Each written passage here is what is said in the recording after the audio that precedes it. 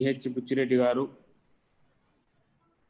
all the HODs, my dear staff and participants. Good morning, everyone. I am very happy the Department of Commerce chosen very good topic, new education policy. Development of the country depends upon education policy. Education is the basis for the development and empowerment for everyone. Society deliberately transmits its accumulated values, experience, knowledge, and skills from one generation to another generation. Education is very necessary for each and everyone in order to improve knowledge, way of living, as well as social, economical status throughout the life. It helps to get knowledge and confidence. Education policy should fulfill objectives, goals. Education is also essential to the success of everyone. My dear staff members, always our main motive will be to make our students successful in their lives. They should pass out from the college either with a placement or with an interest to pursue their higher education for the purpose to serve the society. Let us try our best that they won't land up on roads after graduation. This will be possible on new education policy. Over to Dr. K. Srinivasa garu, Dr. K.V. Ramanamurthy garu. Finally, I thank special thanks to Vamsi Krishna Reddy garu, Head Department of Computer Science, for his IT services. Also, I thank C.H. Buchiredi and his team for helping the students by organizing several programs to achieve overall development in the students to serve the society. All the participants, enjoy the program. Have a nice day. Thank you. Thank you so much, sir. Now, may I invite our Vice Principal, AV College, Srimati Dr. Padma Garu, to share few words. Rishita, a very good morning. Our Principal, Dr. C.H. Rajalingam, Resource Persons, Dr. Kankipati Srinivasa, Dr. K.V. Ramanamurthy, Head Department of Commerce, Sri Buchiredi garu, Convener, Sri Ramesh, participants from other institutions, and my dear colleagues. First, let me congratulate the organizers for organizing this webinar on such an important topic, which we all need to understand. The new Education Policy 2020 will certainly be a landmark in the history of education in India that leads to large-scale transformational reforms in both school and higher education sectors.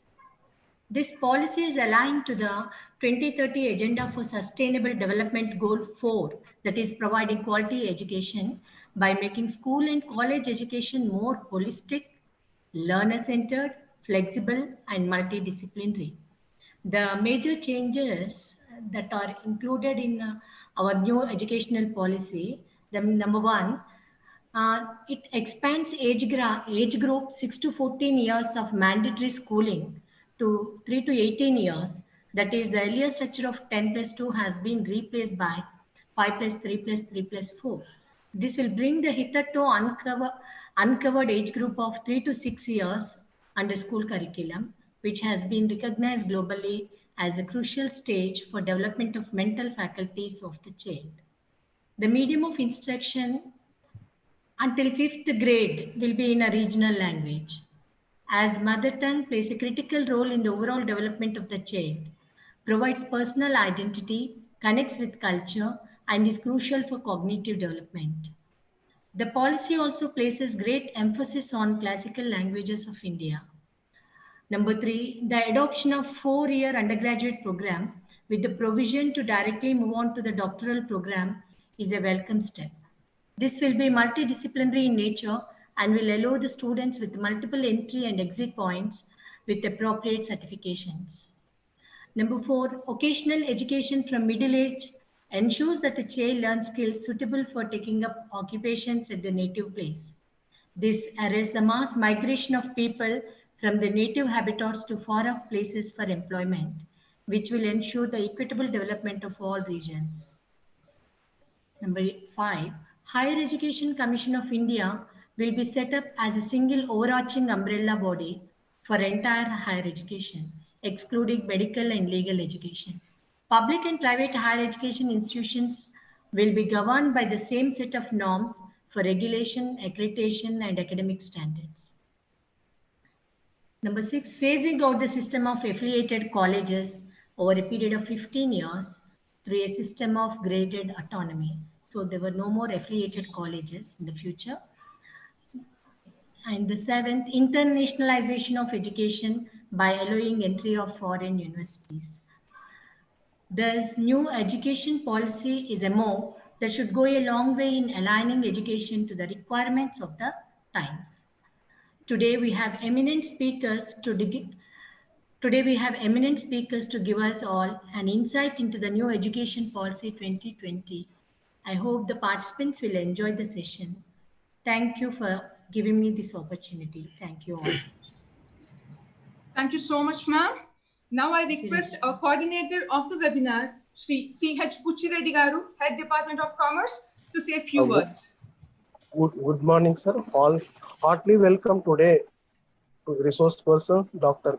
Kankipati Srinivasa Garu, Dr. K.V. Ramanamurthy Garu, Honorable Secretary Sri Raghuveer Reddy Garu, Correspondent Dr. K. Gautami Garu, Principal Dr. C.H. Rajalingam Garu, Vice Principal Dr. Padma Garu, and teaching staff members and students.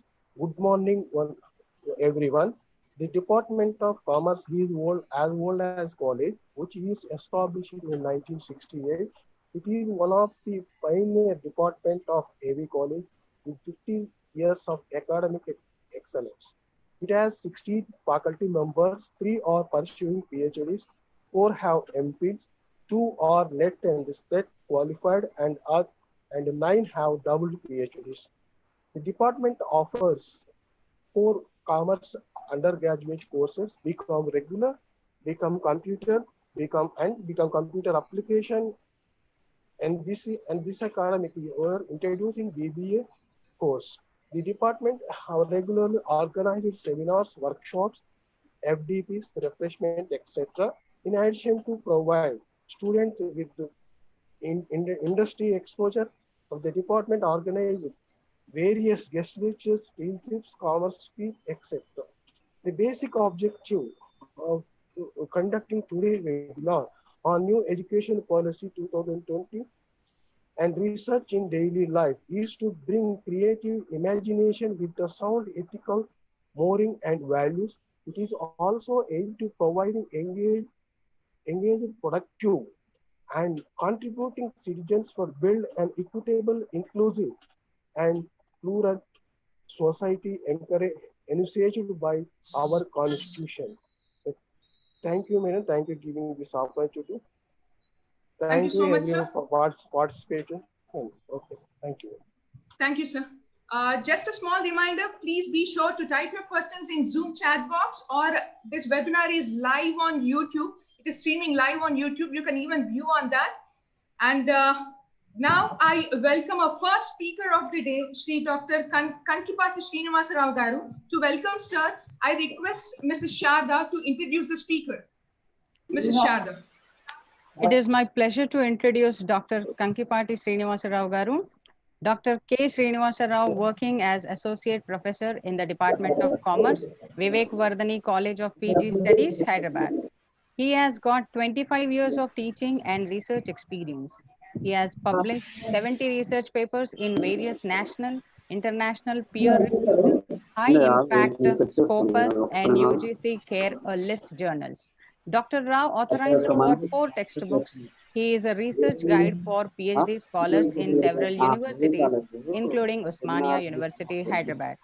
He is an adjudicator and external examiner for several universities. Dr. Rao has submitted 2 research minor and major projects to the University Grant Commission, New Delhi.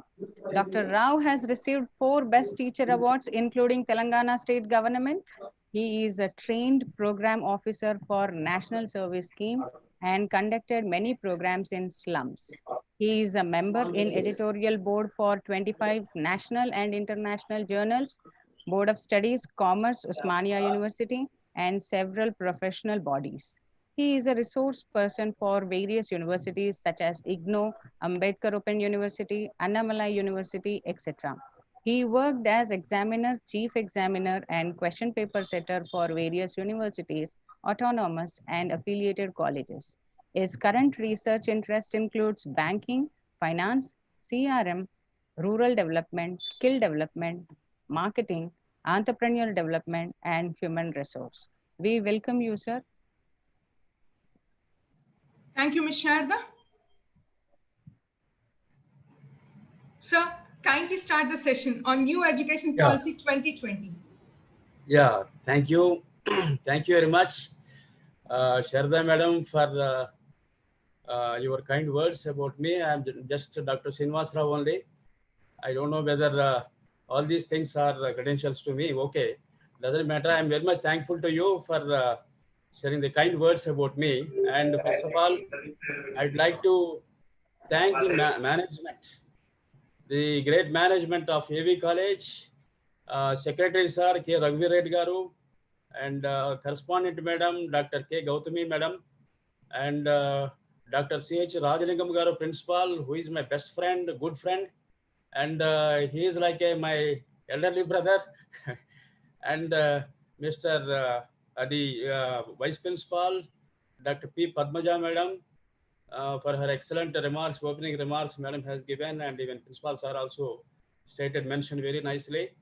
And Mr. Buchireddy, who is my good friend and head of the department and convener of this program, and other organizing committee, Rashita Reddy and Renu Mathur Madam, Ramesh and Praveen Reddy Garu, all the organizers for giving me this opportunity, wonderful opportunity, and thank you very much, one and all.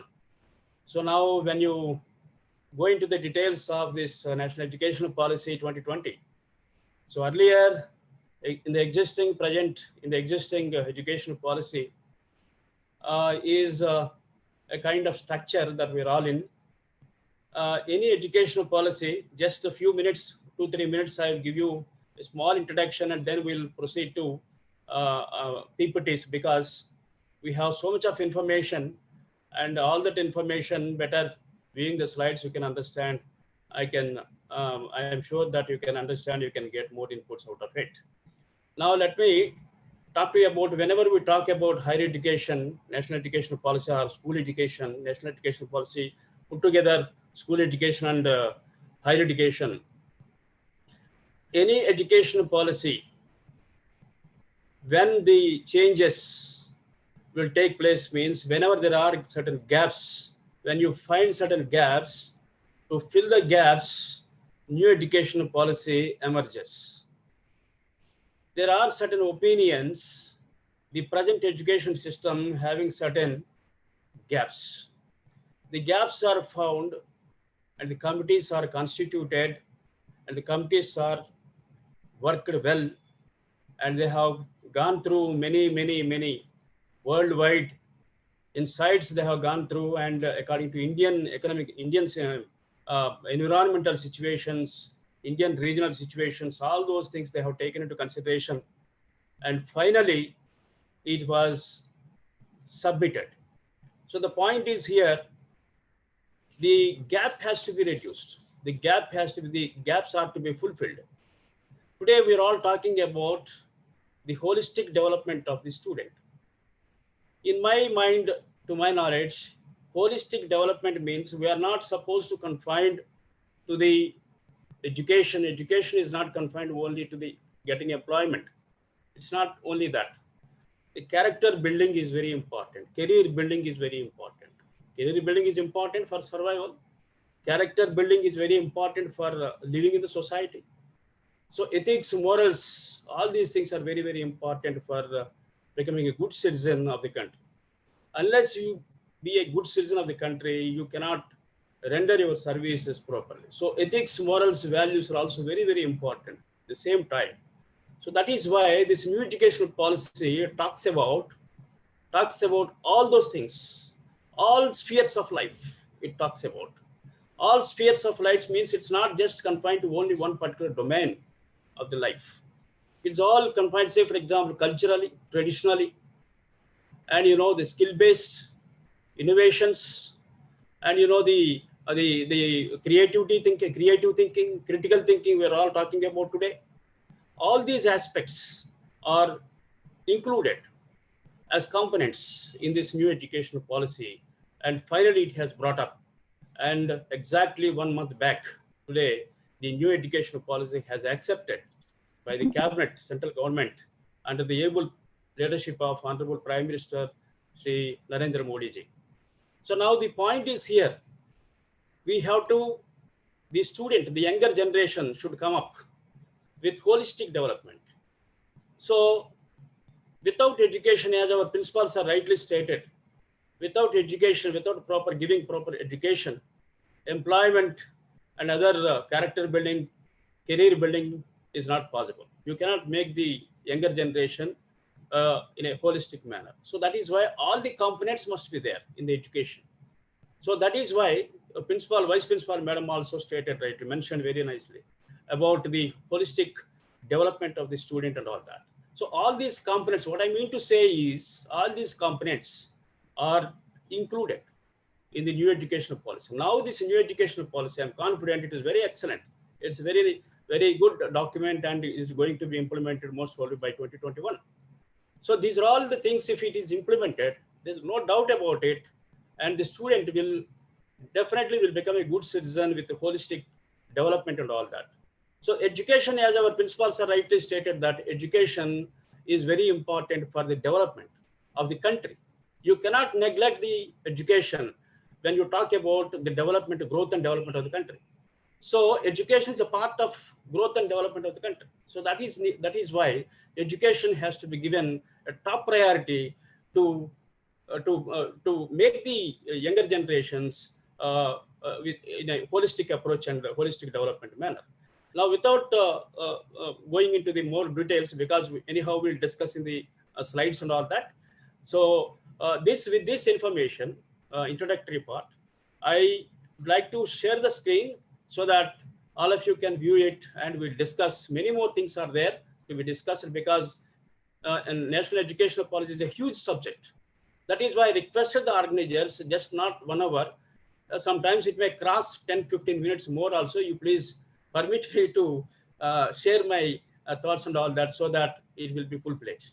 Now, please bear with me for a few minutes. For 1 second, I will share the screen.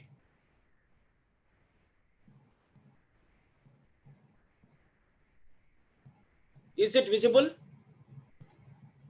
Is it visible, please? Sir, yes, sir. Yes, sir. It's coming. Yes, sir. Yeah. 1 second.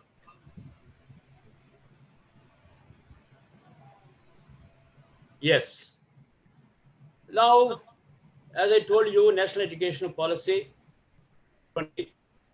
I was introduced by the principal madam, and the presentation, vice principal madam, and the presentation outline of the educational policy. It was to 2 parts.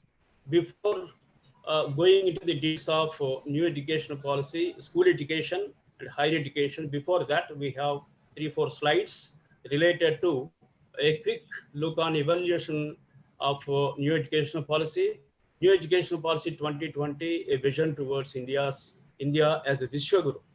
Definitely, India becomes a Viswa Guru in the years to come by the implementation of all these the components which are composed in the new educational policy.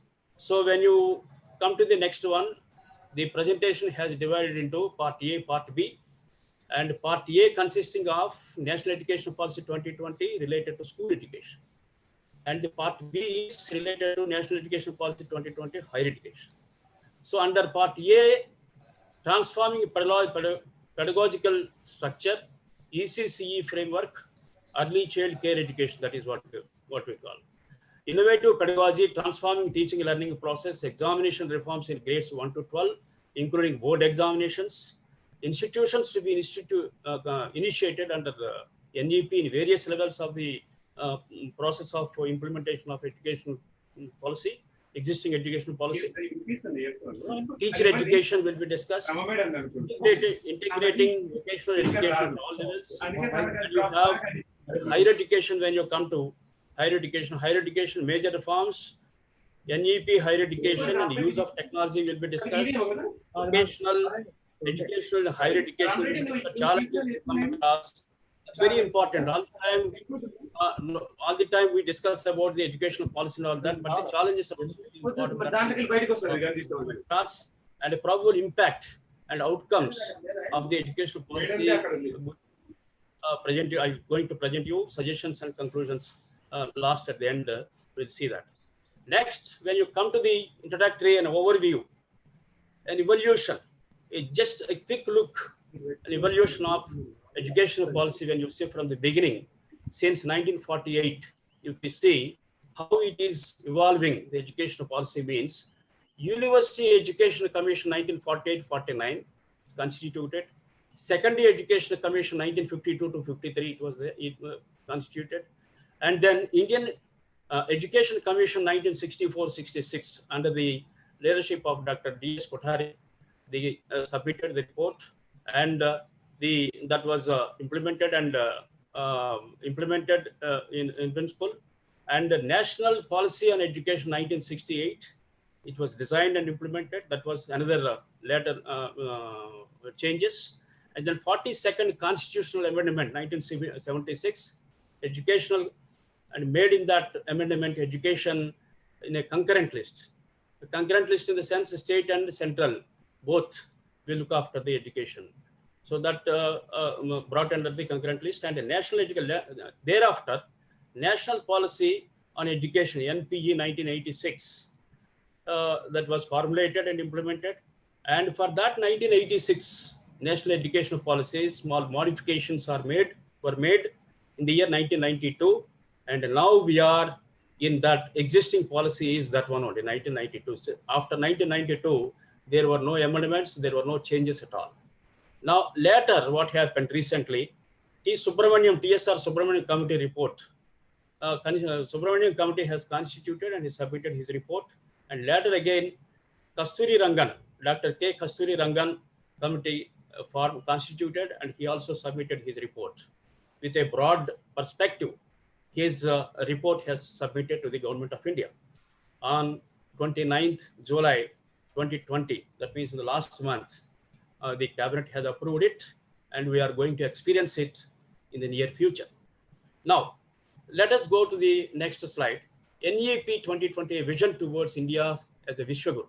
How India becomes a Vishwaguru means these are all the things, these are all the vision that we should follow, and we have to inculcate in the minds. Whether the faculty or students, everybody should be aware of it. Then only India will become a Vishwaguru, and all other countries will definitely take the suggestions, the pathways from India. There's no doubt about it. So that much of impetus has given in this new education policy document. Now, equitable means a fair and impartial education should be given. This is one important vision that has been given in the policy document. Now, in the existing educational policy, you're all aware, the fair and impartial means here the rich and poor. Poor can join only in local schools and all that, and rich is joining in some other good international schools. There is a gap between the knowledge between rich class and poor class. So here in this new educational policy, that will go, and only the fair and impartial education to all, it will be equal to all. The education will be equal to all the sections, whether it's disadvantaged, vulnerable section, whatever the sections of the people in the society, all will get an equal, fair, impartial education. They get it. Next, you have the vibrant knowledge society. is there in this document fulfilled, and high quality education to all, respect towards fundamental rights. Earlier we have the fundamental right up to 8th class towards, as far as education is concerned. Now it has been extended from 8th class to 12th class. Now duties, constitutional values are very important. That will be protected through this document. Education policy, bonding with one's country, nationalism, very, very important. Unless you have the nationalism in your mind, in your thinking, then it is not possible the holistic development, what we call about growth and development of the country. Now, role and responsibilities, changing world, instill skills, values, commitment to human rights, sustainable development. We have 17 SDGs, are sustainable development goals. So out of 17, education is fourth sustainable development goal. So that is why the holistic development, when you talk about according to UNO, if all those things are implemented, then will become definitely Vishwaguru. So that is why whatever insights are given, whatever components are given in the UNO, so all those UN components are also taken into consideration, and that has to be mentioned in the document, and for making our younger generation as to make them as a holistic development, holistic approach, and all that the younger generation can get it with this. And you have the living global well-being, thereby reflecting truly global citizen. So if you implement this, all these things, and the youth, younger generations are in such formed with that type of, the bent up and all that, definitely what happens, he will become as a global citizen. So let us move to the next one, key principles. What are the key principles of national education policy? Diversity, local context. Local context is given very, very priority in the new educational policy. Equity, inclusion. Inclusion is also very important. Inclusion means 2 crores children today out of the education system. So this new educational policy is planning to bring them back into the education, school education. So that is why inclusive education is very important. So that the inclusive education is talked about in its document, and it is going to be implemented. We are all going to be experience it. It's a wonderful one, Community participation. It's not that only the education confined to the parents and the student and the teacher. So the community also has to be participated. So when student is come up with certain skills and knowledge and some professional touch, then the community needs also very important. What the community is required. So according to the community requirements, the education, the curriculum has to be designed and has to be implemented. Then only a citizen will become a real citizen, and he can survive on his own, and he can help the nation also. Emphasize conceptual understanding. In the existing educational policy, there are certain gaps. Conceptualization is not that much. So the conceptualization, in the sense, engineering graduates, you might be knowing, all of you, because we're all respected faculty members and all that. Education from engineering, every year 8 lakhs engineering graduates are coming out from the colleges, but not even 50% are getting employment. This is the pathetic situation that we are facing today. So these are all gaps. Why this all happen means there is a gap of education and employability. That is the reason, and knowledge gaps are also there. So that is why conceptualization, and each and every stage of education, concepts are to be identified, and the concepts are to be understand thoroughly, so that he can come up. Similarly, you have unique capabilities, recognizing, identifying at the child level, identifying, recognizing of various capabilities, or upper level also at the college level and graduation level, university levels. Unique capabilities are very important, so that he will come up in the life. Critical thinking, creative thinking, these are all also very, very important. We'll talk further widened in the coming slides of that. Continuous review is very important. Once you implement the policy, it's not that just throwing on the face of the public and or institutions to implement. It's not like that. A continuous review, monitoring, and the policy and implementation of the policy also very, very important. That has to be done. Now, physical, mind, spiritual, emotional, social, all these things are to be taught to the student. Then only he will become a holistic citizen. So that is why here the photo has given you a figure: physical, social, mind, spiritual, emotional. Emotionally, all these components the student has to get and has to fulfill all these things, needs and requirements. Then he will become a good citizen and he will be useful to the country. Next, we'll move on to ensuring universal access education at all levels. Multiple pathways of learning, formal, non-formal modes. There are today online, offline, traditional, and the online education, Swayam, MOOCs, Moodle, many things are, Google Classrooms, many things have come.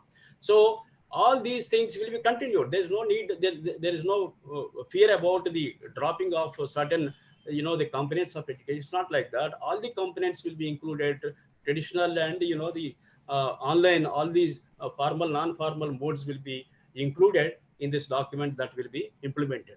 Build schools.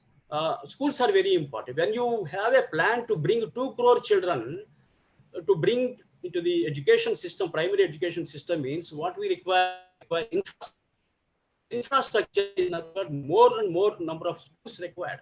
You have to construct more and more number of schools. But all these things will not possible only with the government, and the private people help assistance also should be taken. So that is why government will initiate, NGOs, philanthropics, all these people will come together and they will build the schools, whatever infrastructure requirement that will be taken care of. Next, learning outcomes are very important. If you complete a particular, the education system, what is your learning outcome? Learning outcome is very important. Unless you have that learning outcome, is nothing but a skill that leads to innovations. If you don't have the learning outcome, then it makes no sense of education. So that is why learning outcomes are given much priority each and every level of the education in the national education policy. Now you have bring back dropouts. I told you just now, I mentioned alternative centers. Innovative education center will lead to multiple pathways. There are so many pathways for career building, for character building, for career building. So many pathways are exposed from through this new educational policy that is given. Next, peer tutoring. Peer tutoring means some students, among 40 students are there in the classroom. Some students are advancedly, they think, and some students is grasping will be very less. So the more grasping students will be interlinked with the less grasping students, so that the conceptualization from students to students, from one student group to another student group, that can be translated, will be given, will be transferred, so that it will be helpful for the less grasping students also. Over a period of time, they will also come up. So that is the main, the intention. School education. Now let us come to the first part, which is called school education under National Education Policy Part A. Now let us see the transforming of pedagogical structure in pedagogical curricular structure of education. Now, according to the present new educational policy, the structure is 5 plus 3 plus 3 plus 4 is the structure. But the existing system is 5 plus 5 means first 5 years, once he attains 5 years of age, he will join in the school. 10 plus 2 plus 3, that is 15 years. Even in the present education system also, you have the 15 years only, but the joining into school from 5 years to reduced to 3 years. And the child will join in school at the age of 3 years. And by the time he completes his graduation, he attains 18 years. So here 2 years are minimized in the present education system. In the present education system, 20 years it takes to complete graduation. But in the new educational policy, new academic structure, under that, a student can complete his graduation by 18 years itself. So this is about the present existing academic structure and the new academic structure. And we'll go the further slides. Foundational, what is there in foundational, what is there in preparatory, what is there in middle, what is there in secondary. Each and every stage wise we'll discuss in the coming slides. Now foundational, first the stage is foundational stage. Under this, 3 years when the boy or girl attends 3 years, he joins into the school, and from there 3 years he will be in the Anganwadi system. In the present situations, he is in the Anganwadi system, and or Balavatika, we can call it as, in some places Balavatika, Anganwadi, all these things, school we can call it also. And then after completion of 3 years, then he will go to first class, that is 6 to 8 years. In between 6 to 8, the boy or girl completes 8 years of age by the time he completes the second class. So that's about. So during this time period, what is going to be taught to the student? That is very important. Multiple play, activity-based, inquiry-based, free, safe, high-quality learning, ECC at Anganwadis and all that. So ECC means early child care education. Under early child care education, the first 3 years, in the schools, they teach about the play. It is a play-based education will be given, will be provided to the student. Play-based, activity-based, inquiry-based, and free and safe quality-based, quality education learning inputs will be given. You may be wondering how in 3 years, how will they get the knowledge of all those things? It's not the textbooks or books information they will not give. A system will be developed for in a play-based manner, and the inquiry-based manner, and in the remembering, identifying, and analyzing, because those skills tender age, because tender age 3 to 6 years, the child is having more, the grasping power and all that. So that is why all these inquiry-based and the play-based systems are introduced, so that what happens, the child can grasp many things, because that age is very crucial, and in that age student can grasp many things. So that is why it has been introduced. So the first 2 years, as I told you, first class and second class. Now 3 to 6 years ECCE, early child care education, and 6 to 8 years 1 to 2nd classes primary school, you will be there, and universal access to early child care education ECCE will be taken in the first 3 years. That's what I have mentioned. And as of now, 13 lakhs 70 statistics I would like to give you. 13 lakhs 77,955 children today are in Anganwadis now.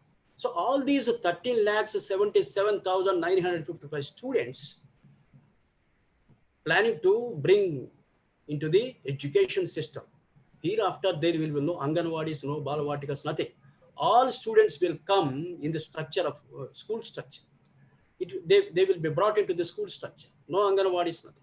All care, whatever care they used to take in Anganwadis and Balavatikas, all those care will be taken. But all those children will bring into under the clutches of the school education, school structure, according to the new education policy. Now you have these children to bring primary education stage. From there, they start their education. And another statistics I would like to give you, 305.09 lakh children, pre-primary education they are pursuing now.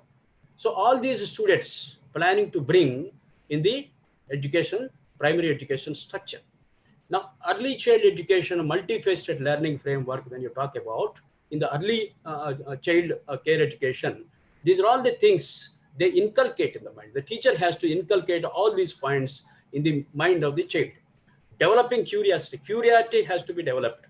So for developing curiosity, teacher, so curriculum will be there. Curriculum will be there that will be provided by the Government of India with the help of, in consultation with the state school departments, and will be provided. In that, it consists of developing curiosity, local thinking, problem solving, arts, crafts, and music also will be included in that during this period of learning, and relationship with nature.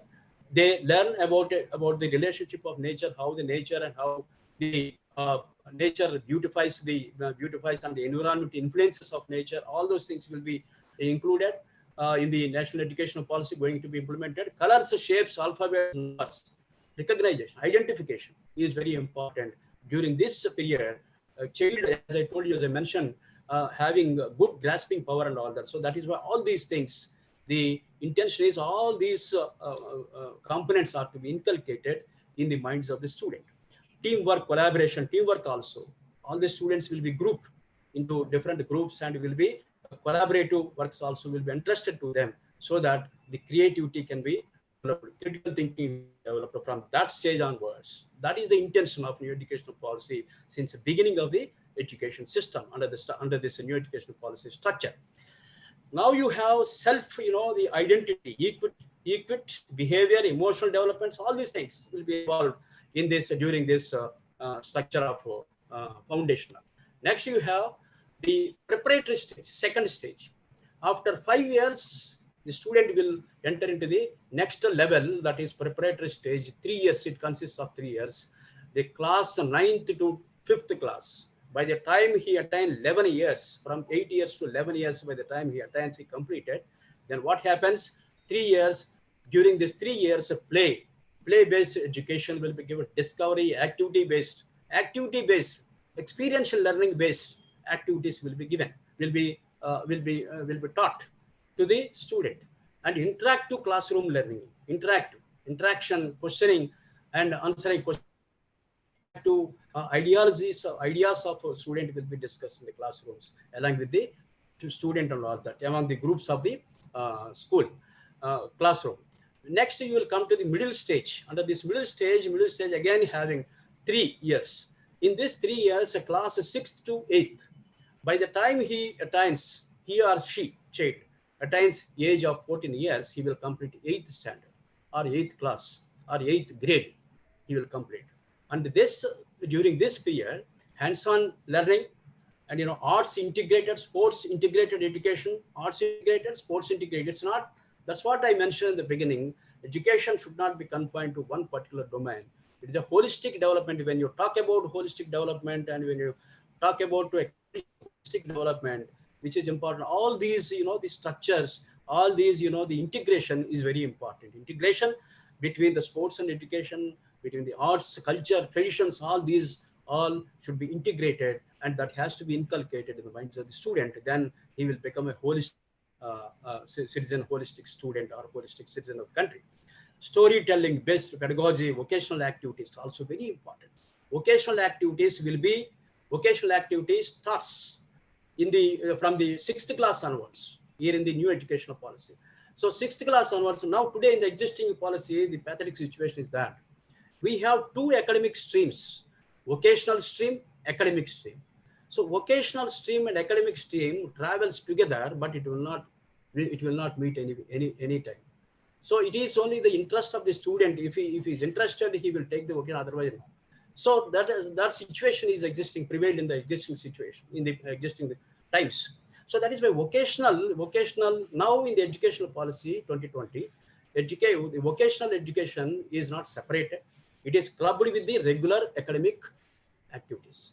So that is why from class 6th onwards, the students are access to the vocational education also. So that what the intention is, the intention behind the introducing the vocational education from class 6th means, the intention is that, so once the student attains 12 years or 12th standards, once he completed, definitely student will come up with 2 vocational courses, with the 2 skills of vocational courses. That means after 12th class, he can join in some organization, or he can start his own self-employment also he can start. In such a manner, what happens? The vocational activity will be clubbed with the academic stream. So now hereafter, there are no 2 streams, vocational and academic stream. There are now 2 streams. Both the streams go together from hereafter, so that employment will not be a problem in the years to come for the generations to come now. Now let us move on to the next one, secondary stage. Next stage is a secondary stage, multidisciplinary study, greater critical thinking, flexibility, student choice, and all those subjects. We have so many subjects, buckets of subjects will be there. It is the interest of the student can choose any subject. That's what I given you here.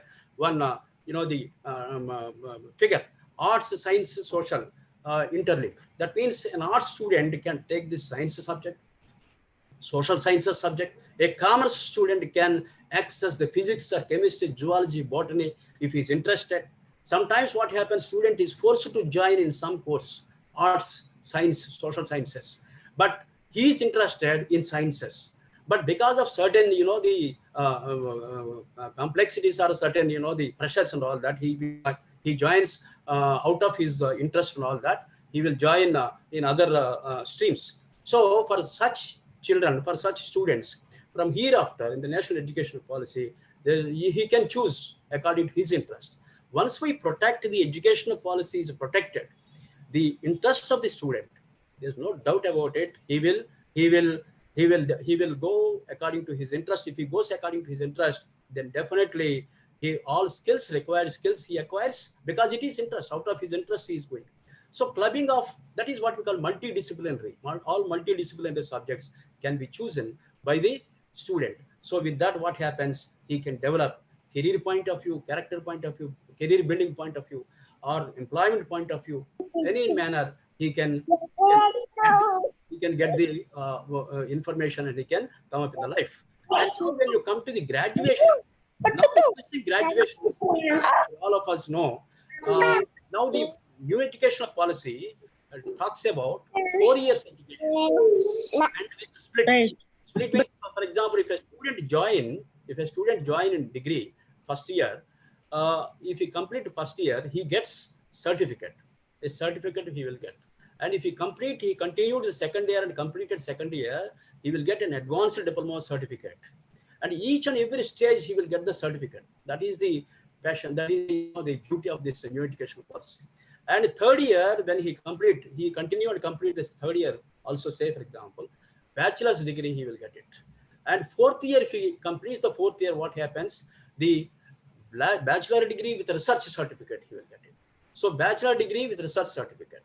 So this is what we call the structure of the graduation in the present education system.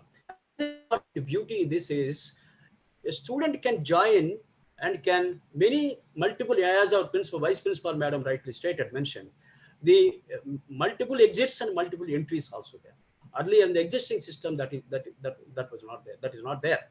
Now in the present new educational policy, any number of times. So for example, one student first year, and because of his financial problems or some other problems, he stopped his education, or he joined some other courses, say for example, or otherwise transferred from one place to another place.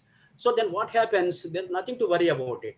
Whatever first year or second year he completed, first year will be having certain credits. Second year also will be having certain credits. Final year or third year also will be having certain credits. Each and every stage will be having certain credits. So if a student complete only one stage, 1 year or 2 years or 3 years, all the credits of completion will be safe deposit lockers. It will be kept in the safe deposit locker, which is called academic bank credit, ABC.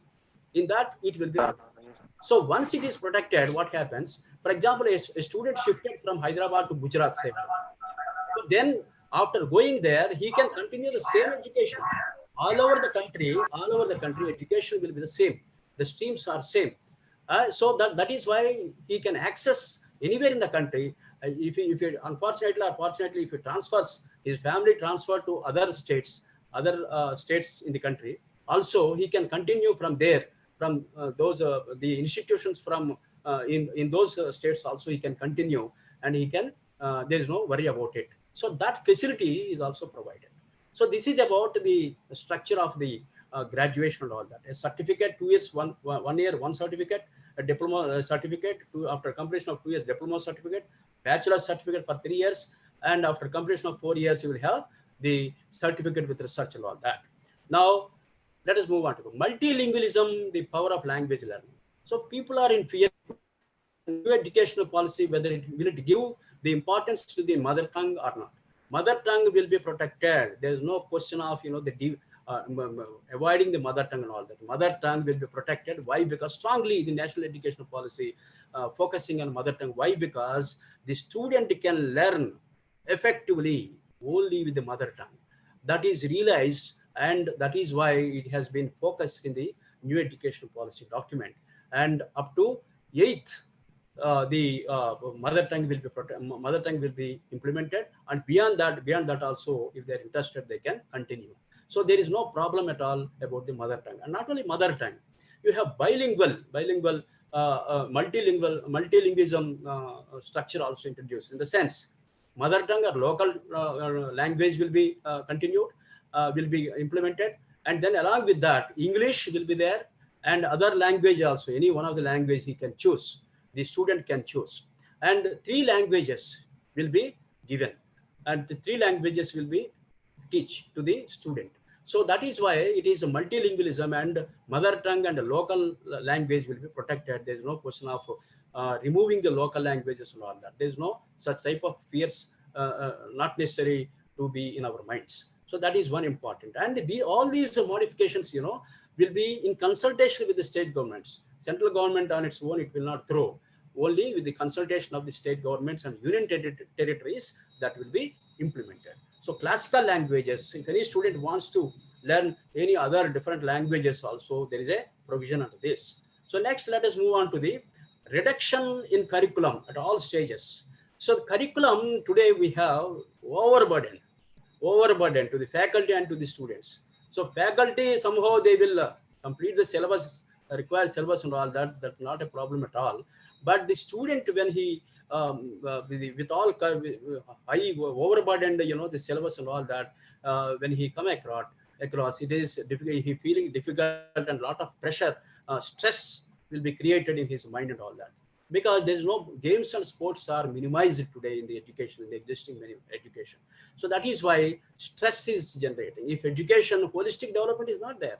So if education, that is why arts education and other music and all that is included in the curriculum, definitely stress will not be there, and stress will be removed, and he will actively participate in education. He will come up in the life. So that is why curriculum has to be minimized, will be minimized in the coming educational policy, and that will only conceptual understanding will be inculcated in the minds of the students, because concepts at the early stages of this education, school education, concepts are very important. If you don't learn, if the student doesn't learn the concept properly, what happens? He cannot move forward to the higher educations and all that. We cannot construct a wall without foundation. So that is why the construction, the conceptualization is very important. Conceptual only can build the career further, or moving him the higher education and all that. So conceptualization is very, very important. That has been taken care, a lot of care in the present new education policy. Next, you have the critical thinking. I have mentioned just a few minutes back. Critical thinking is very, very important. What do you mean by critical thinking? Critical thinking is associated with what, how, what, which, why, all these questions put together, the critical thinking will be. So we have to allow the student to create the creativity. Creativity in his mind means we have to allow them to question us. We have to allow them, the faculty has to allow the student to question, so that the faculty, it is a need for the faculty to understand about the student when he questions us. So accordingly, faculty also, what happens once the faculty listens the questions of the student, what happens? He can mold his teaching according to the requirement of the student. If it doesn't done, say for example, if the faculty doesn't listen or not allow this student to question, then the teaching monotony, it will go on, and there's no question of answering and all that. No questions will not be there, answers will not be, only go on giving the inputs and inputs, whether they're understanding or not, God knows. So that will not be removed entirely. So critical thinking, creativity, all these things will be inculcated. Interactive teaching with reduced dependency on textbooks. Textbooks, loads of books will be reduced. There are no loads of books. No loads of books. Only experiential learning is placed in the new educational policy. That only will promote the student in future for his career and all that. So that is why bundles of loads of books, bags, that will go from hereafter. So that is one important aspect that we have to, and skill promotion, all that will take place. Now, innovative pedagogy, interacting teaching learning process, experiential learning, that's what I mentioned. Integrated pedagogy. Integrated means all subjects. Any subject he can take, he can adopt, he can choose, and he can go according to his interest. So that definitely when the student goes according to his interest, what happens, the skills automatically will come. Thinking will be different. Creativity thinking, innovations, all whatnot, everything he will, because he is going according to his interest. So that is why that type of facility that this new educational policy is offering. So that is why it is very good advantage to the students' point of view, is very good advantage for their betterment and for their development of holistic development and all that. Now you have the promotion of peer tutoring. We have already I mentioned in the beginning. Some students having more grasping, some students having less grasping. So we have to combine both the groups so that they teach one group of students to another group of students. The interactions will take place in the present in the new educational policy that will be designed like that, and the interactions among the students go from highly grasping students to less grasping students. Peer tutoring will take place. That also will be inculcated or will be included in this activity of school education. Next, you have bags and all that I told you. Interrogation of technology-enabled pedagogy 6 to 12. Here, some statistics I would like to give you. All over the country, 15.50. That means 15,50,000 schools today we have. 20 in all these schools, 24 crores, 79 lakhs students are pursuing education today. So this is very important, the aspect. All these students, if they don't get appropriate insights, inputs in the education, then what is the meaning of it? Tomorrow today we are talking about younger generation, younger populated country in the world, India, like that we are talking about it. Younger population, younger populated country without skills of no use. So that is why skills have to be protected, keeping in view all those points. New educational policy given a direction, a specific direction, a correct direction has given to the younger generation so that they can come up with the skills, creativity thinking, and critical thinking, and all those will be imbibed in their minds hereafter. In such a manner, in such a fashion, it will be designed. Examination grades 1 to 8. When you come to the assessment examinations for class 3, 5, 8, examinations will be conducted, and these examinations is not all the time we conduct the paper, question paper and answer paper will be given. They write something for 3 hours, 2 hours, like that. So all these things will be reduced now, and what is going to be implemented is skill tests. Skill tests, creativity tests, critical thinking tests. Such type of assessment will be conducted in the days to come, in the years to come. So only skill test, what skills he learned. So those skills will be tested and he will be promoted. So on the basis of the assessment, it will not be done on paper-wise, on paper-based assessment. It will not be, of course, will be there, but more priority of assessment will be given on the the skill test and all that will be conducted. Achievement of critical learning outcomes are very, very important. Testing to focus on achievement of essential learning outcomes will be taken into consideration and included in this. Moving away from rote learning. Today, our children are in a situation that rote learning, by hearting, all the time by hearting. What are they by heart? Immediately they have to go to the examination. They have to fill the by hearting information in their mind, and once they write the examination, they forget it. And what is the use of it? So in real life, that to what extent that examination or that information will be helpful to him practically, God knows. So that is why there is a gap between the education and employability and other domains. Also, there is a gap. So that gap has to be reduced. That is the main intention of this new educational policy. So that is why assessment core concepts will be learned to the student. Skills, some implications in real life. So anything, whatever you learn, that has to be to what extent that will be useful to in the real life of the student. Accordingly, the framework will be completed and will be implemented. Next, you have the mentoring also in the previous slide. Mentoring, the institute, the framework also will be initiated. Mentoring is very, very important. So at the time, the teacher, faculty, parent, somebody should be there behind him, and he has to motivate. Student has to be motivated according to his interest. Then definitely he will be motivated and he will go according to the interest without any hurdles.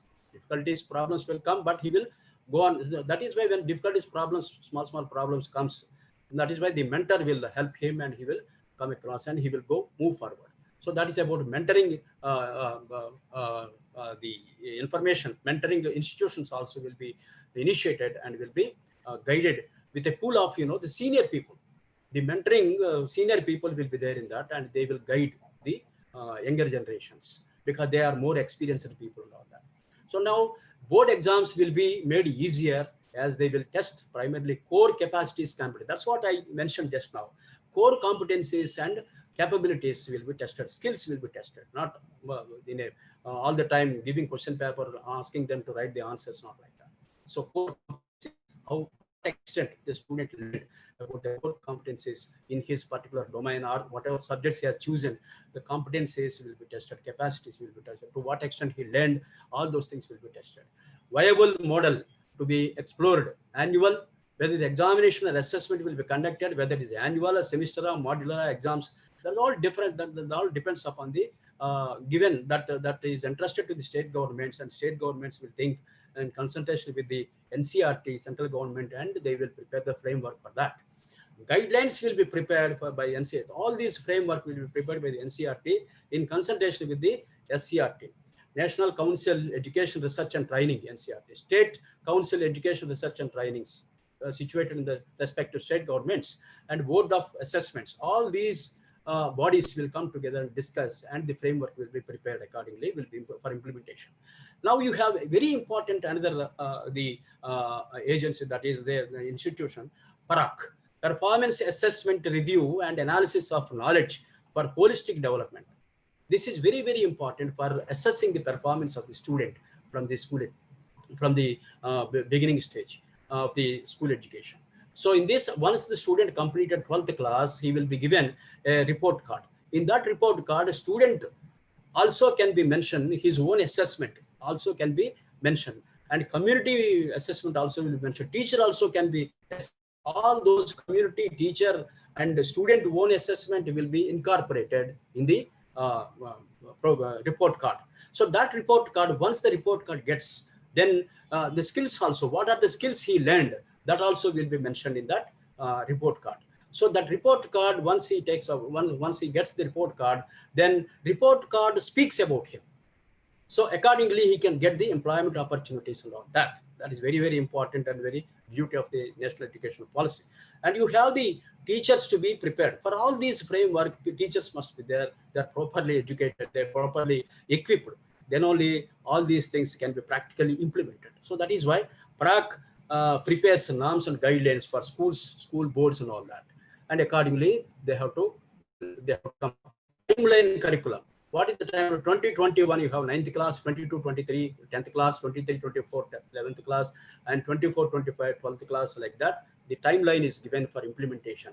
So formulation of National Curriculum Framework School Education, NCFSE, by 2021 is going to be introduced, and under that, the framework, under this framework, all the system will be implemented. The curriculum, any other implementing aspects will be included in that, and accordingly they will perform.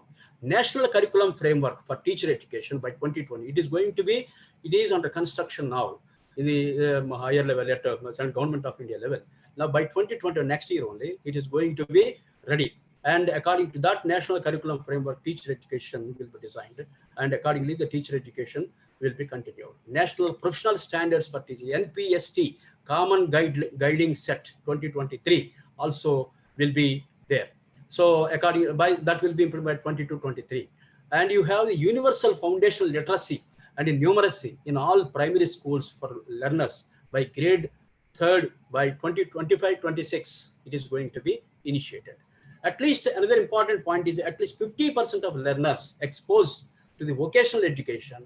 The National Education Policy 2020 aim is, and one of the important aims is that the vocational education in the school education should start, I have just mentioned, by 2025 in higher education system. School education from and from by the time by 2025 in all levels of the higher education also the vocational streams should be combined. That is another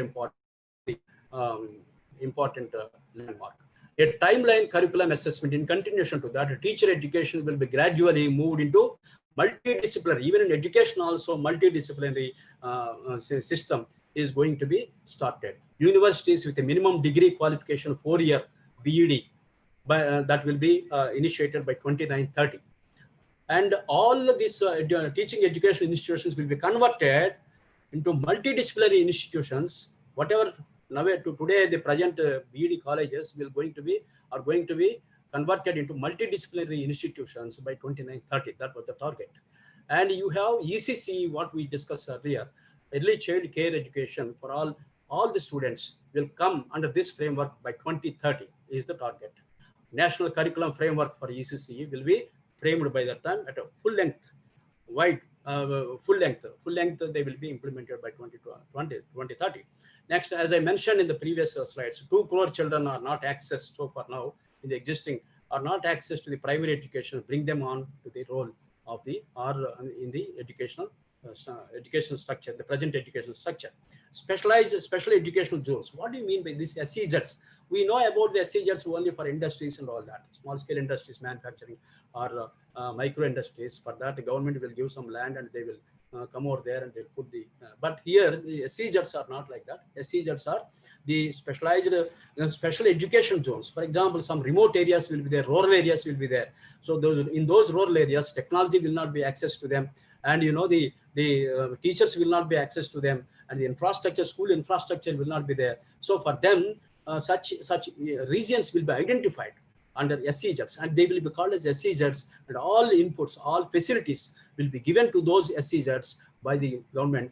And there, all these new educational policy inputs will be given there, and the rural education, rural people or remote children also can access with the quality education in this under this new educational policy. That is also going to be implemented. Now next, transforming culture of assessment. So transferring culture of assessment, continuous tracking of learning outcome. It is not that only yearly once assessment or examination will be conducted, not like that. A continuous learning outcomes to identify what is the learning aspect of time to time. Learning outcomes will be tested, will be checked, will be monitored by the assessment authorities. And that will be there in the states, and will in consultation with the time-to-time guidelines will be given from central government, NCERT and all that. That will be taken by the SCRTs and will be implemented, and will be given guidelines to the, in turn will be given guidelines to the school educations of the respective state governments. Now board exams to be more flexible. Now it is not that board exams only, just I mentioned a few minutes back, it's not questions, so question paper and answer, not like that. It's a more flexible with assessment of essential skills. That's what I mentioned. Skill test will be taking place. Assessment on core concepts, higher order foundational skill. Core concepts only will be tested. And the skills, to what extent he understood the concepts, so that if he doesn't understand, he cannot go further to the higher education, all that. So that is why focus will be given on conceptualization and higher order foundational skills. For acquiring higher order foundational skills, the conceptualization is very important. That will be given a top priority in this. AI based. Nowadays, we are all listening about the artificial intelligence and all that. So that software also will be provided in all the levels of the system. We are talking nowadays as AI, artificial intelligence, and Internet of Things, and machine learning. These are all the new things that are cloud computing, all these things we have been listening. So all these technological aspects will be provided. A learning process will be provided to the student in this new educational policy from hereafter. Now, self-assessment and peer assessment. He can, I told you in the report card, self-assessment, student self-assessment, what I learned. Is it sufficient for me, or is it sufficient if I go to the job, whether it will be useful for me in my real life or other. He himself will assess, and whether he is equipped or not, to what extent he learned, what is his knowledge, he himself can assess. And peer assessment also, faculty, teachers, everybody also will be assessed about that student, will be kept in the report card, and that report card will speak about the student for at the time of recruitment and all that. The National Testing Agency, very important, will work to offer a high quality common aptitude test to eliminate the need for taking coaching of the exam. All the examinations will come under this, and they will the coaching will be hereafter no coaching centers, nothing. So coaching centers not necessary. Through NTA, the material will be provided to the students, and they can prepare, and NTA will conduct the different types of the examinations. All examination will come under this one umbrella, that is NTA, National Testing Agency. That will be very useful for the students. Why? Because there is no need to pay fees of different, the examinations and all that. One fees will be sufficient. He can write all the examinations. So that is a major, the major important aspect as far as financial point of view to the student is very, very useful. So next, let us move on to the institutions. What are the institutions to be initiated? Because for implementation of NEP is not a small thing. But to implement the NPE 2020, you should have a structural, the institutions must be the stage level institutes must be initiated. Otherwise, implementation will not be possible. So that is why under this, some of the initiatives, institutes to be initiated are SSA, so State School Standards Authority will be initiated, development of school quality assessment and accreditation framework, SQAAF, by SCRT, State Council Education Research, and that's what I mentioned in the previous slide. NCRT, with the help of these two, this SQAAF will be initiated and will take care about all those things, the quality assessment and all that. Under its supervision, it will take on. They will take on. And next, you have the periodical checks overall the systems through sample-based National Achievement Survey. Every time the National Achievement Survey will be conducted time to time on schools and on institutions, and how whether they are following the quality of it, whether they are following the guidelines or not, they will test it, and accordingly grades will be given to the institutes also. Next, you have the NTA. That's what I mentioned. National Testing Agency will conduct a common entrance examination for admission into BEd. So National Higher Education Regulatory Council, our Vice Principal Madam has rightly stated, NHERC will be constituted, will be initiated. Under this, all higher education institutions will come under that, and that will take care about the time to time, about the assessment, about the performance, of the quality, skills, innovations, all those things that will take care. Next, you have institutions in continuation, institution to be initiated. Setting up of national mission for mentoring is very, very important. That's what I mentioned in the previous slide. So mentoring mission with a pool of, the retired people, senior people, faculty will be there in that pool, and they will time to time they will give the students to mentor the students according to the requirements. So that will be there. That also will be national for. Next, we have NCT, National Council of Teacher Education, will be restructured. So there already it will be restructured according to the NPE 2020. It will be restructured. Similarly, you have Professional Standard Setting Body, PSSB, under the General Education Council, GEC. That also will be initiated. Teacher eligibility tests, TETs, for all teachers. The eligibility tests under TETs will be conducted. Next, you have teacher education in continuation. Teacher education will be transformed by 2030. The full length, multidisciplinary colleges and universities, multidisciplinary higher education institutions offering 4-year in-class integrated BEd. That is going to be implemented by 2030. With an existing bachelor's degree, right now, what is the structure? We have 2 years of BEd education. BEd after the graduation, the student has to go to the, if he is interested, he has to join in education, BEd for 2 years. Earlier it was 1 year, but recently it was some years back, it was changed to 2 years. So that was there, that will be there. So this will go now, and integrated BEd will come by 2030 for its full length implementation and all that. So that is why 4-year integrated BEd will be have to complete. If a person want to become a teacher, he has to complete 4 years integrated BEd, so that he can teach at any levels of the with school levels, he will be eligible. Teacher education continue. The merit-based scholarships definitely will be given. People are fearing whether scholarships will be given or not, whether scholarships will be removed. No question of removal of scholarships and all that. All will be there. Will be given on the basis of merit and on the basis of the weaker sections and economically backward, and the SC, STs, OBs, everybody will be protected. There's no question of the deviations and all that. It will be implemented pakka. So now you have who have completed equivalent of 4-year multidisciplinary bachelor's degree or have obtained master's degree 1 year. 1 year is enough for master's degree. Those who have completed a 4-year degree. Minimum of 50 hours in service training per teacher is compulsory.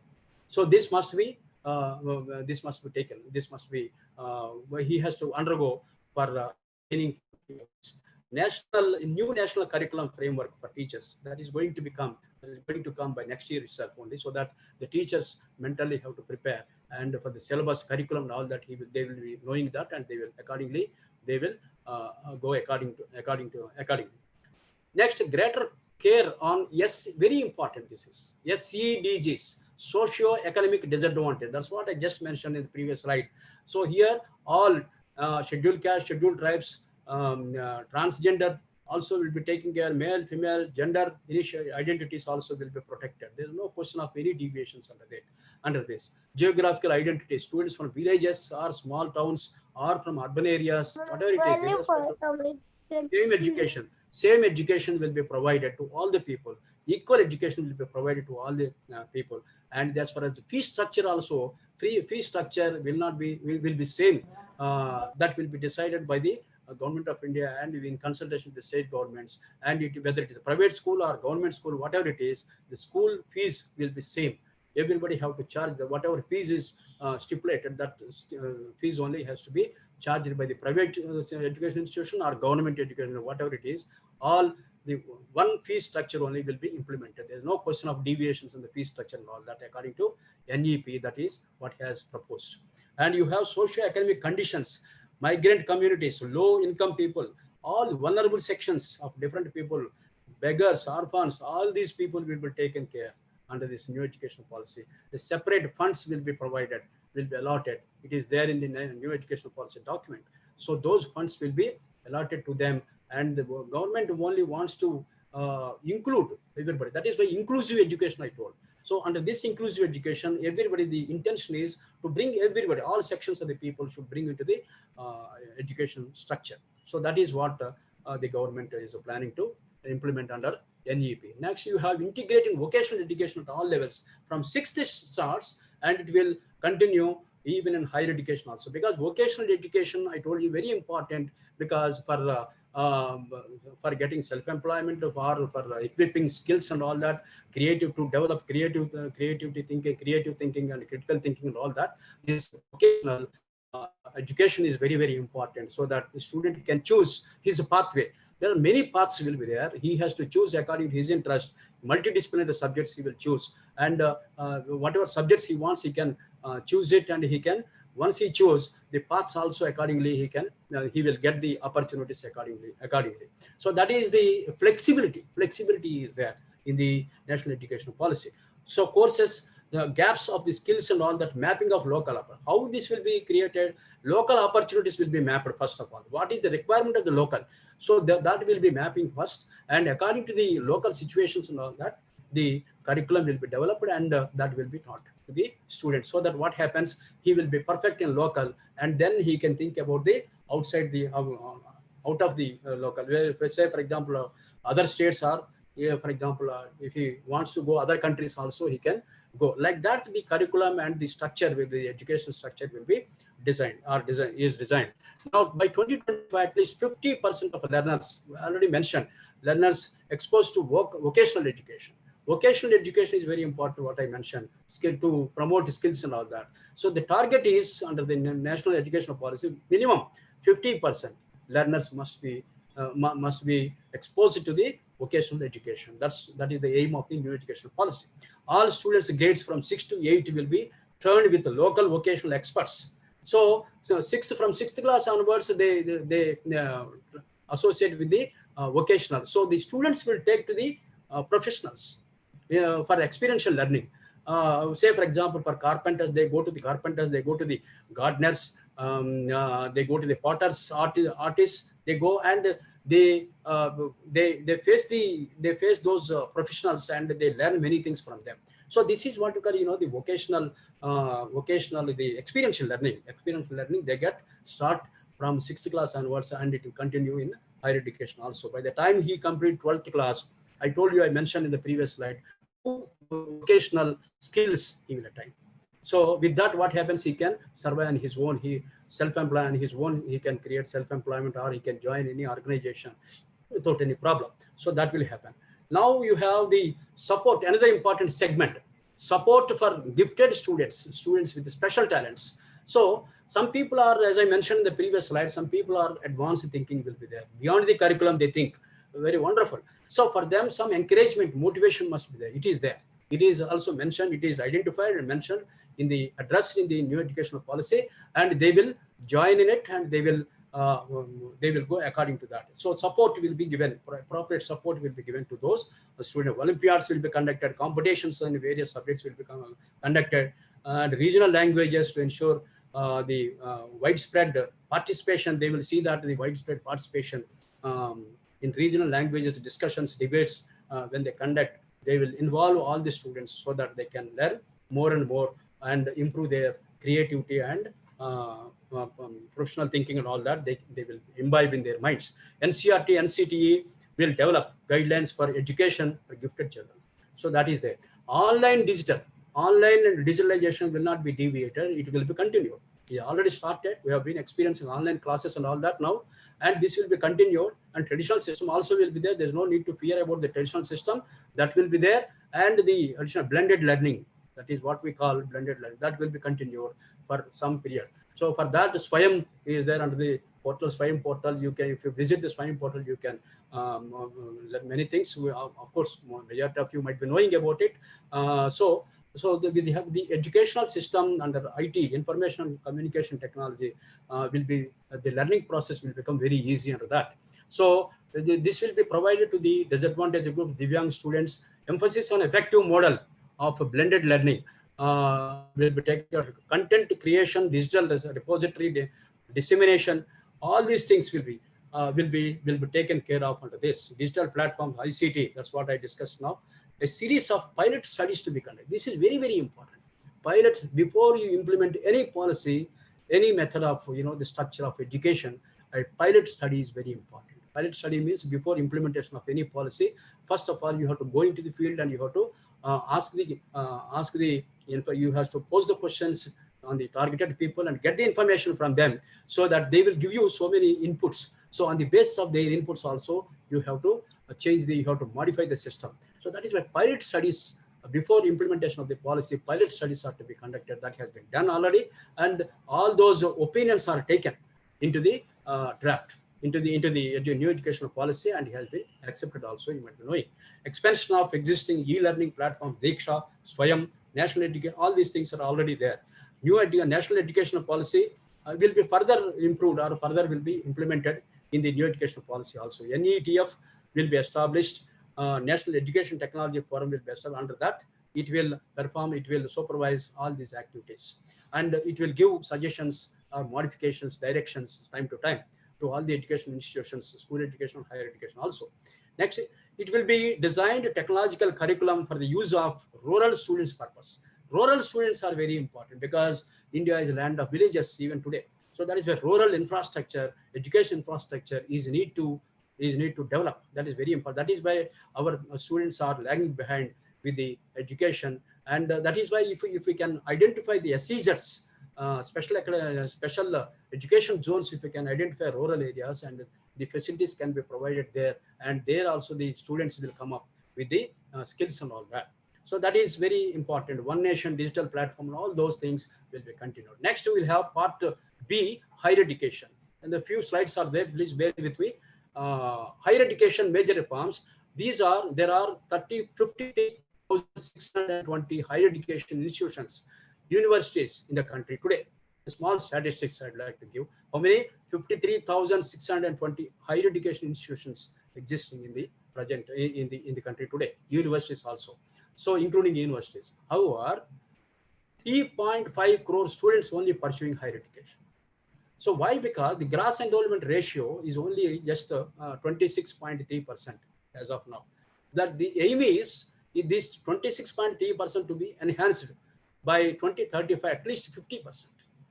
So because why? What is happening is in school education, from school education to higher education, only 25% of the students only pursuing the higher education. Remaining 75% of the school education students, they are stopped their education at the school education level only. So that is why the only 25% from school education, they are pursuing the higher education. That has to be changed. That has to be changed because of several reasons and all that. All those reasons are addressed in the national education policy. And the aim is 50% at least from primary education, from school education, at least minimum 50% of the students should pursue, enable them, access them the higher education from hereafter. So in that way, the education policy has designed and going to be implemented. So here, what I mentioned in the previous slide also, 8 lakhs graduates, engineering graduates are coming out every year, but not even, the 50% getting employment, because the pathetic situation is lack of infrastructure in the engineering college. Many engineering colleges are there, graduates coming, they are getting certificates and all that. Certificate is not the important today. We are all living in a knowledge society. In the knowledge society, knowledge is important, skills are important, innovations are important, creative thinking, critical thinking, these are all important. So without having all these things, if you get a certificate, what does it mean? What for that certificate will be helpful to the student? So that is why something is lacking in this. So experiential learning, so industry touch is not there. So that is why people are lagging behind. They are doing job, even engineering graduate doing job for 4,000, 5,000 rupees. What is this faculty? What is the pathetic situation today in the country? So this has to go. So engineering graduate, we have a certain, the idea about the engineering graduate is a higher level, or any other graduate. Graduate is a good word, a good stage. So those students should get good opportunities and all that. So like that, the education system is going to change now and going to implement. So 50% at least minimum the target by 2035. The Times one World Survey Institute is there, agency. That agency recently conducted a survey in this year only, 2020. And you will be wondering, if I say this is a statistic, not my own statistics. It was given its report, and it was telling only 6 Indian higher education institutions are ranked. The 300 to 500, not before 300 ranking. So 300 to 500 ranking, in between 6 higher education institutions only there. That to 300 to 500, in between 300 to 500 ranking, not in 100 ranking, below 100 ranking, not even 200 ranking. So why? Because the skills are lacking with them, and the institutes are not associated much about the research and all that. Now this is new educational policy giving a lot of priority to the research and innovations. So that is why this scenario is going to be changed. And next you have the forms of school education and all that. Now let us go a little bit faster because the time is coming up. Higher education major reforms: PG program 1 to 2 years, integrated 5-year bachelor's degree will be there. MPhil will be discontinued hereafter. Undertaking only PhD. If you want to undertake PhD after graduation, also you can do it, because 4 years degree. After that, directly can join into already research degree. It is 1 year after completion of the postgraduate can join the PhD and all that. No MPhils, nothing. And you have every research scholar should complete minimum one BEd module. It is compulsory from hereafter for a PhD student. After once he complete, then only he will be awarded doctorate. So that is going to be mandatory in the coming days. Higher education institution research incentive universities. See here, they all today, the universities also, please listen carefully, my dear faculty. So here today, the universities are also confined to the teaching, and affiliated colleges are there. Affiliated colleges are confined to teaching, and the universities also confined to teaching and research. So hereafter, what happens? The universities are purely confined to the research. No teaching and all that. Only research-oriented activities will be conducted in the university. All teaching responsibility will be entrusted to the colleges. No affiliation. Affiliations, as our Vice Principal Madam also rightly stated, no affiliations hereafter. After in coming 15 years, all affiliations will be closed. So A++ grade institutions will become the self-declared institutions, and they themselves can issue the certificates. They themselves can conduct autonomous. They themselves can conduct the examination. They themselves can give the certificates. But they have to follow the rules and regulations. Conditions apply from the central government. So they have to follow those conditions and all that. They can issue the certificate from their own institution. They can conduct the examinations, assessment, and all that. So all the teaching will be confined to the colleges only, institutions only, and the research is entrusted to the university, which is very, very important, excellent initiative in this. So universities are meant for research activities, so that innovations will come out. right? So that is once an important initiative that has been included in this document. Teaching initiatives, autonomous degree, grant-in-aid college, all these colleges now hereafter confined to the teaching. And such also will be there, but purely confined to the teaching and all that. And university is purely confined to the research hereafter. It's going to be modified like that. And multidisciplinary education, MERU, at least one university in a district they are planning to establish. This is also going to be taking place. Next, autonomy will be provided. That's what I stated. A++ institutions will come, going to be transformed into autonomous institutions. Affiliation systems will go within 15 years. And there is a national mission for mentoring and will be established. We have mentioned already. And single regulator higher, this also we have mentioned, excluding legal and medical. All higher education institutions will come under one single regulatory system under the higher education. In place of inspections, online self-disclosure approval, they have to apply for recognition. Institutions have to apply. They have to, whatever conditions are there from the government guidelines, all those guidelines have to upload, and they have to disclose about their own, the infrastructure and all that, whatever requirements is asked, they have to upload, and they get the recognition from the approvals from the government, and they can start their education institutions hereafter. So that is one thing. And norms, common norms for public and private higher education, common norms. That's what I mentioned in the previous slides. It is not that only for private education institutions, certain guidelines, government education institutions, certain guidelines, not like that. No parity, nothing hereafter. All the education institutions will come together, and the fee structure will be same. And the norms also will be similar for all the institutions, whether it's private or NGOs running organization, or it's a government organization, institution, whatever it is, the norms will be same for all the institutions hereafter. That's the beauty of the national education policy going to be implemented now. And a private philanthropic partnership also will be there. Free fee fixation, that's what I discussed. Fee fixation also will be one unique fee structure will be there. For private people, they cannot charge according to their will and wish. And government will fix. Once it is fixed, the fee structure will be same with the government schools and the private schools. They have to follow it. That's all. No other go. Next, you have public investments. So all of you might be knowing about nowadays in the GDP we have only 4.63% is allotted for education. But hereafter 6% it will be enhanced to the 6% in GDP, because this 6% will be gathered, will be accumulated with the help of private people and the government. It's not that government only cannot provide all these 6% funds from the GDP, out of GDP, but the private people, private NGOs, philanthropics, and the government put together, it will make the 6% of the the funds will be raised. So that will be there. Next, you have another important, the higher education continuation, National Research Foundation. Hereafter, this is very, very important. National Research Foundation will be initiated, and that under that, all UGC and ICSSR, so many research institutes are there today. All those will come under this NRF, and that NRF, under the chairmanship of Honorable Prime Minister, it will work, and it will disburse the research grants and all that, and it will be monitored. Time to time, each research grant will be utilized properly. Sometimes nowadays, what happened on the UGC or ICSS or some research grants, there is an opinion that research grants are not properly using and outcomes are very poor. There are certain opinions. So those opinions will not be continued for hereafter. So all these things will come under one umbrella, that is the National Research Foundation will take into consideration. And internalization of education. See, once here the student is completed a 4 years degree, he is eligible to go anywhere in the world. He is eligible.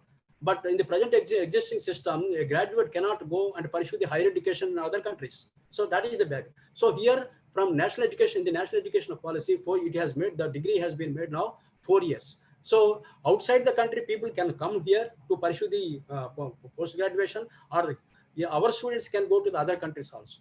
And one more thing, the other countries' universities also are going to come, or in the planning to come over here, and they establish their institutions here in India. So there is no need to fear about here flexibilities and advantages are revised, and it will be helpful for the students. our students can go outside, or outside students can come over here.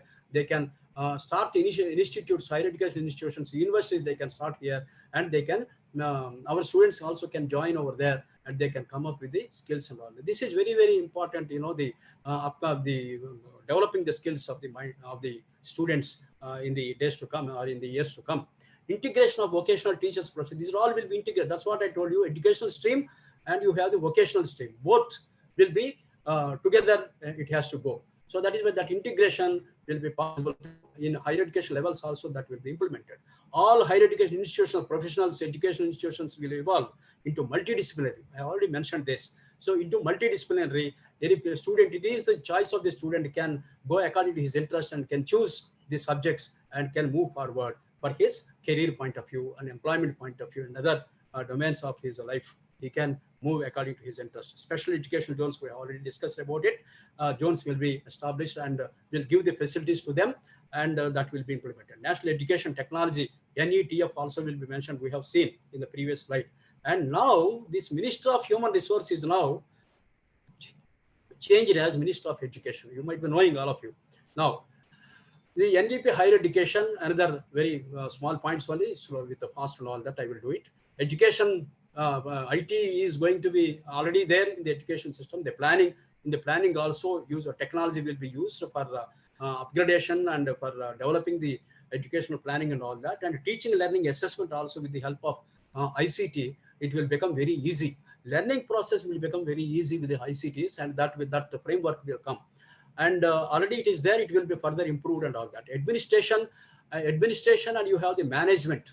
For the administration and management, both these two things to be interlinked, it is only possible with the technology. So that technology matters today. In the days to come, years to come, technology matters. Already it is there, and the technology further to be implemented to coordinate between the administration and management. Increasing access of disadvantaged groups. So disadvantaged groups, vulnerable groups, all those things we discuss. For them, the special funds are there that will be allotted for them, and that will be implemented. E-content, regional languages, e-content will be developed. Virtual labs also will be developed. That will give some impetus and the creativity, critical thinking in the minds of the youth. So national education technology, for that I already discussed in the previous slide. NETF will be initiated, and vocational education, higher education, when you come to that, it will be continued. As I told you, not only it is not confined to the private school education, and even it continued to the higher education also, the vocational. The USA statistics, when you observe, it is very pathetic that in India, we have, according to 12th five-year plan 2012-17, it was less than 5%. It is less than 5% of vocational touch for in India. Whereas USA, it is 52%, Germany, 75% people are associated with the vocational education. In South Korea, you'll be wondering, 96% of the people associated with the vocational. So that gives, the employment, employability, and, the self-confidence, and, the self-sustainability, and even economic development also we can expect in a broader manner. So that is why vocational education is having a lot of importance. Next, you have vocational education will be integrated in schools and even other stages also, as mentioned in the previous slide. Some of the challenges, and the 2-3 slides only there, please bear with me. Challenges to come. When you talk about all the educational NEP, all the initiatives and all that we have discussed so far. But for implementation, what will be the challenges, probable challenges that are going to face is very important. We have to discuss, otherwise it is of no meaning. So just so far we talked about the new educational policy implications and how it implement, what are the ingredients of the new education, but that we discussed. But what are when it comes to the implementation, some challenges definitely will take place. So that what are the challenges that are going to be taking place? As on today, 1,000 universities across the country, we are having universities, and the gross enrollment is planning according to the new educational policy. Minimum gross enrollment has to be enhanced as per the new educational policy. So when you think about the doubling the gross enrollment process, then what happens? You need to establish every week. We need to establish one new university. Otherwise, reaching to the new educational policy aims is not that easy, because unless you have the educational infrastructure in the form of universities and other educational institutions, it is not possible. You cannot double the what is this, the gross educational ratio. So that is why we have today in our country altogether around 1,000 universities across the country. Need to be started more and more universities, so that what happens, this will be start the new university is a very expensive. It's not that easy. A lot of expenditure is required.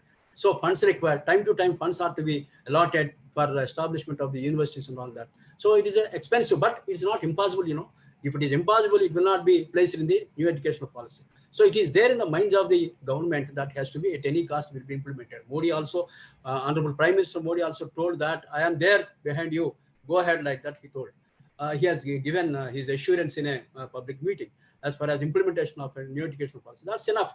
What is when Prime Minister, when King is giving you assurance, what you want to implementation also will be going on, will be continued, no doubt about it. We're all confident about it, and to receive the best practices, to follow the best practices and all. The next, to bring another important challenge is to bring 2 crore children back onto the school system. Thousands of schools. Naturally, we require thousands of schools. So still we have to construct. This is very important. Also expensive area. And you have timely funding. Providing funding also very challenging task. 4.63% to 6% it is enhanced, but the funds have to be released on timely basis. If the government is not releasing the funds on timely basis, then the implementation part will take a lot of difficulty and all that. So this is another important challenge only, but it will be, but when it is given the assurance, it will be definitely implemented. But we have to face this challenge. We have to come across this valid challenge, and we have to overcome from this challenge of funding and all that. Next, you have the National Educational Policy 2020 envisages. What is that? 4.6. That's already we discussed, with an amount of 2.5 lakh crore per year in combination with the government. 2.5 crore lakh is required for the implementation of this new educational policy in higher education. It is required that 2.5 lakh crores rupees are to be spent in the higher education. Then only it is possible. Next, probable impact. Last but not the least, probable impact, expected outcomes of NEP, universalization, access of this educational system. New educational policy is talking about ECC, early child care education, giving a lot of priority to that. Because of this, what happens, the student creativity, critical thinking, the impact of the student intellectual will be, grasping power and all that will be enhanced. That is the impact, and the outcome will be like that. Ensure equity and inclusion, inclusive education, and fair and impartial education will be, when it is offering, then definitely that impacts, a positive impact will be there, and people will be attracted. All the people will come to the schools and they will pursue their education. They will become more and more educated. So that is what required for the development of the growth and development of the country. So that is why attain SDGs, development goals, sustainable development goals of retaining all children in schools until completion of the secondary education.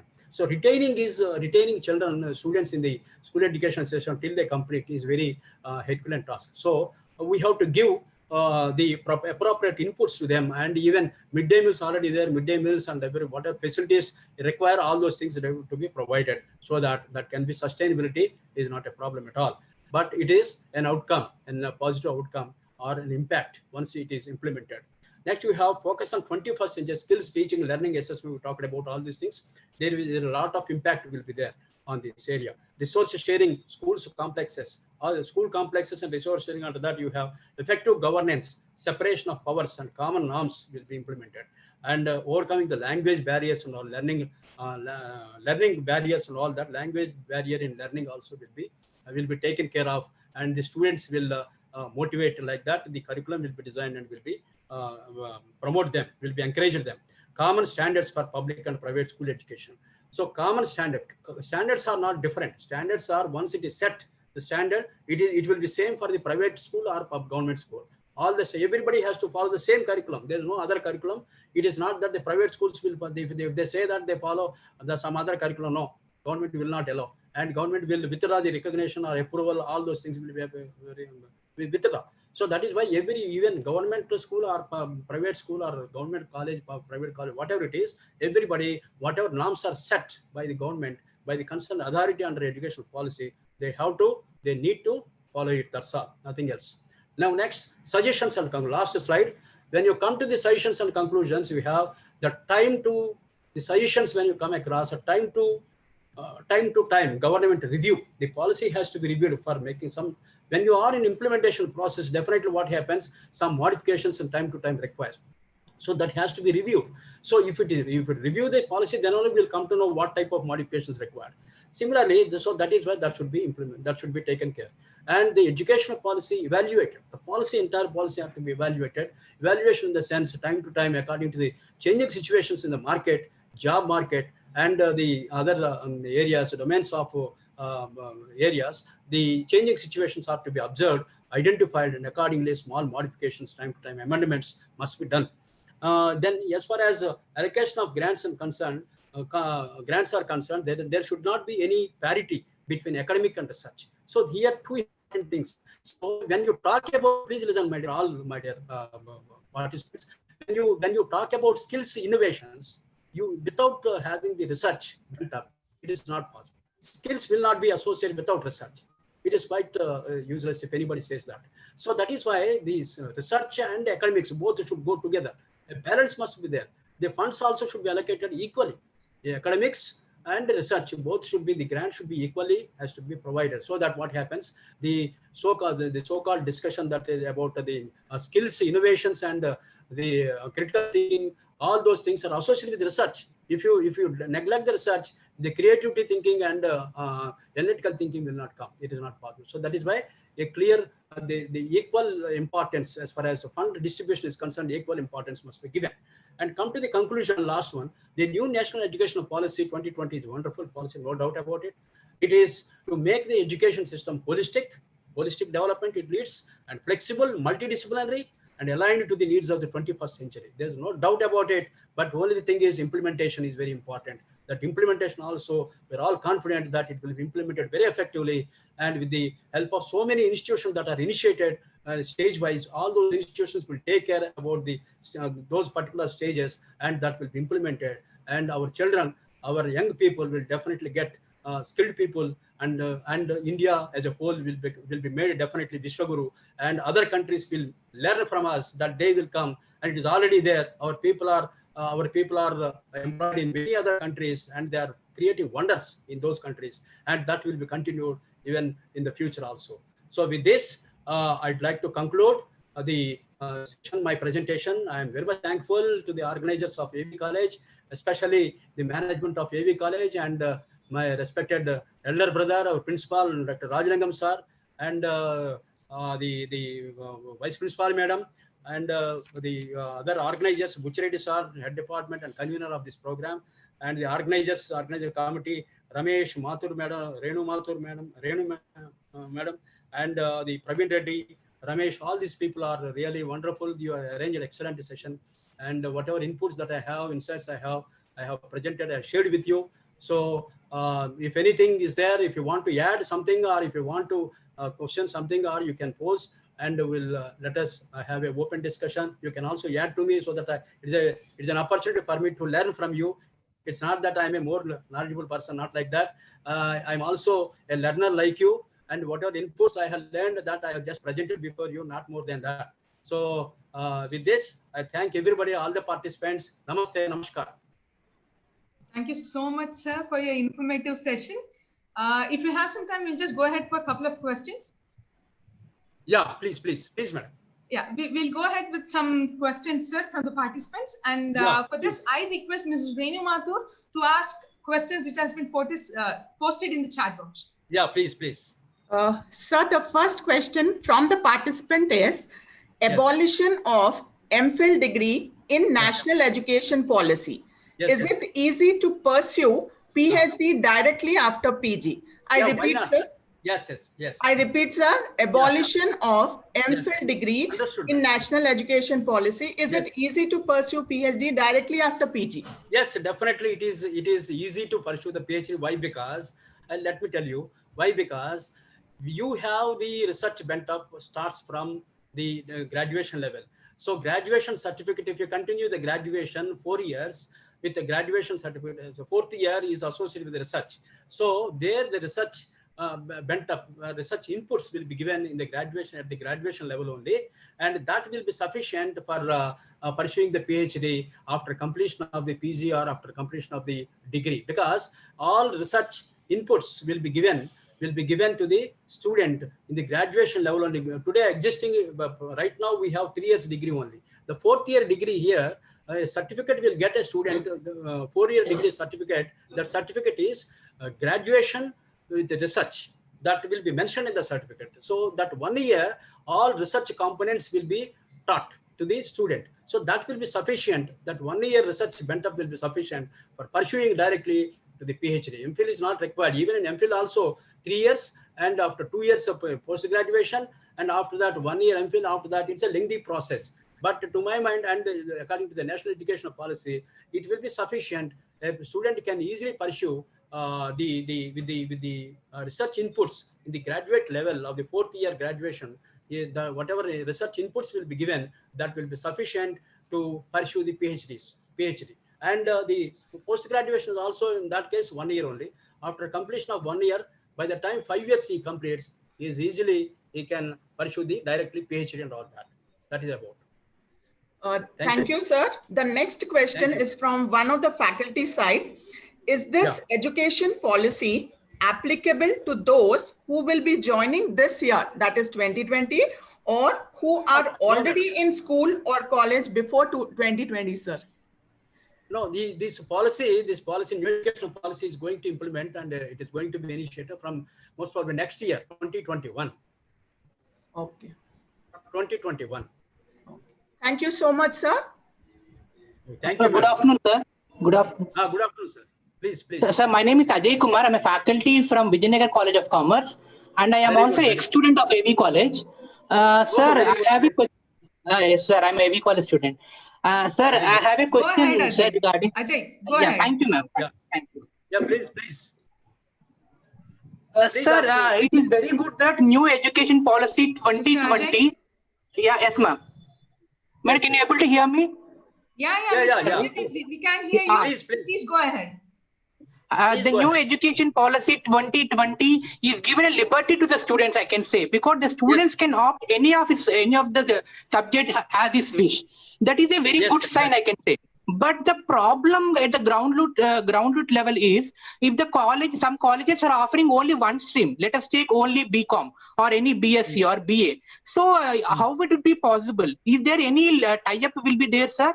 For the university and the colleges need to tie up for that? If the colleges are offering only one stream at the college level? No. Collaborations are going to matter now. In the new educational policy, there are many collaborations are going to take place. It's not that if you are interested only commerce stream, you can take the commerce only. If you are interested to take along with commerce physics, if you want to study, you can take it, as you said rightly. So this is my question is, my question is, if the college is running only one course, only one stream, then what would be the? It's not the college interest. It's not the college. College has to mold its infrastructure according to the multidisciplinary. It is a must and should for every institution. All the colleges, include our college also. We have to, everybody, all higher education institutions have to convert according to the multidisciplinary courses. That's all. It's not. One more thing, as we are looking at reskilling and upskilling as a way to Atmanirbhar Bharat. So for this, on this context, whether the college has a liberty to run the certification courses, because many of the students are looking for, apart from degree certificate, they want to go for pursue other certification courses. Whether these colleges will have a liberty to take up these activities, certification courses at the college level, like establishing entrepreneurship clubs or other research activities at the college level. Please throw some light on this, sir. Yeah, exactly. You raised a very important question, very good question. It is there. SWAYAM is there. You please visit the SWAYAM website. In that, so many certificate courses are there. The institute, the college, have to apply certain courses, whatever courses they interested to constitute in their own college, they can apply to the SWAYAM and can get the approval from the SWAYAM authorities and can constitute in their college, and whatever certificate course they want to introduce, and the student can simultaneously can complete the certificate courses also, as you said. Certificate courses means whatever certificate courses are important according to the job market today, and whatever certificate courses are important for self-employment purpose and all that. The certificate course, there are thousands of certificate courses are there. Can do it simultaneously. There is no hard and fast rule like that. When you're doing degree, you are not supposed to do that. Not like that.